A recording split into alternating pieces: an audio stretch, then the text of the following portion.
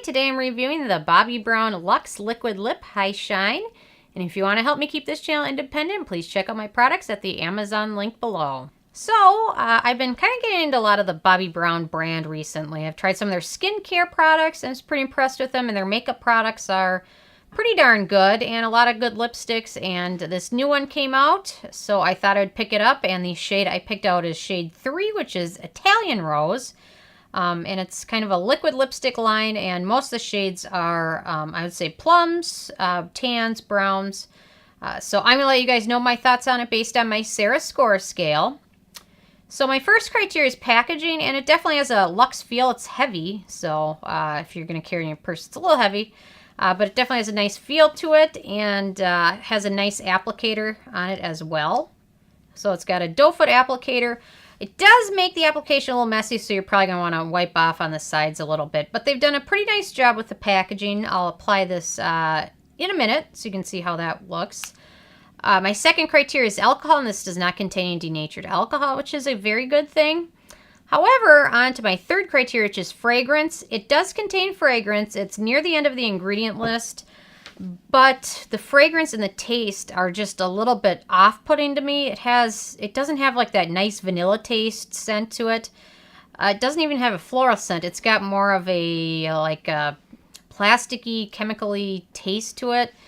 And that's probably going to be my downfall with this lipstick, because I like a lot of other things about this, but that taste is just not very good. It's almost like in 1988 playing with my mom's Maybelline lipstick, and just that taste, I don't know.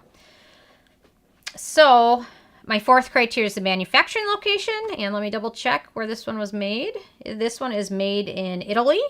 A lot of her lipsticks are made there, so, or he or her, the brand. My fifth criteria is ease of use, and it's pretty easy to use. Actually, you'll get almost completely one swipe color with this. So let me apply it, and then I'll also show you a swatch of it too. So let's see. But you get pretty good coverage with one swipe. Let's see. And you can definitely use the end of the doe foot applicator to kind of outline your lips a little bit. But definite one swipe color, very easy to use. And then let me give you a little swatch on my hand so you can kind of see that too. And this shade is Italian Rose, so it's a very beautiful shade. I think it could work for many skin tones. I really like it on myself as well. So very easy to use. It doesn't necessarily set to like a dry matte finish. It sets a little bit, so it doesn't move around. Transfers a little bit, but not a ton. I didn't notice any bleeding into the lip lines or anything like that. So it kind of sets a little bit, but it sets to a high shine finish. So very easy to use. My sixth criteria is pigmentation and definite one swipe color. The other thing they've included in the formula is kaolin, which is a ingredient that kind of absorbs oils and things like that. So I think that ingredient helps this, because after a few hours, the shine kind of fades away, but it almost transforms into like a matte lipstick. And the days I've worn this, I applied in the morning, and by the end of the day, it almost just looks like I'm wearing the same color, but a matte version of it. So it lasts like all day. It lasts through eating, drinking. I mean, it does transfer, but it just, I think because of that ingredient they've included, it seems like it sets and it lasts all day. So it really lasts until I removed it at the end of the night. So it just kind of transforms into like a matte finish, but it's not drying at all. So, but it definitely, I think that ingredient is what that does that. So it almost starts out as a liquid lip with a, I wouldn't necessarily call it a high shine finish. I'd call it more of a shine finish or a wet finish, and then almost sets to like a matte color. So, yeah, so, and definitely stays on for the rest of the day. Might fade a little bit, but it fades evenly, so it doesn't make you look like you have like an outliner on your lips, or settles into any cracks or anything like that. So the pigmentation is pretty good. So my seventh criteria is animal testing, and the Bobbi Brown brand is not cruelty-free. They are owned by Estee Lauder. Hopefully some of that will change in the future. I've got my fingers crossed. So my eighth criteria is performance, and it's performed really well. It stayed on all day.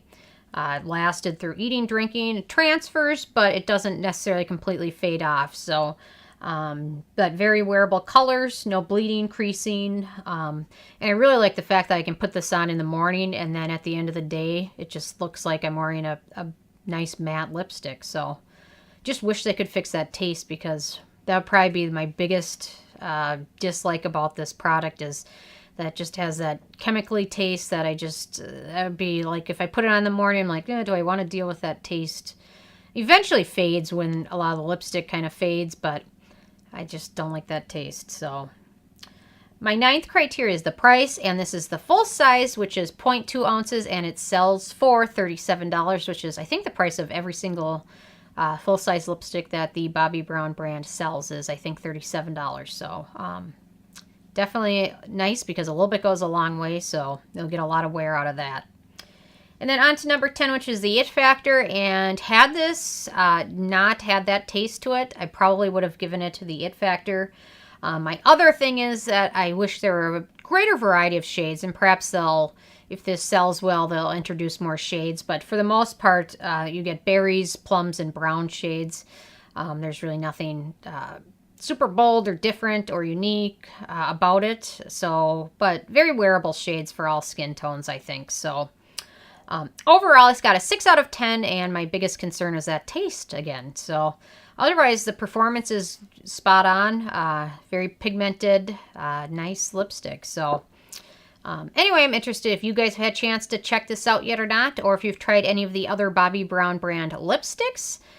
Which ones have you tried, and how have you liked them? So leave a comment. I love hearing from you guys. Please subscribe if you haven't already to come with at least one new video every day. And check out nobsbeauty.net and the Amazon link below. Thank you so much, guys.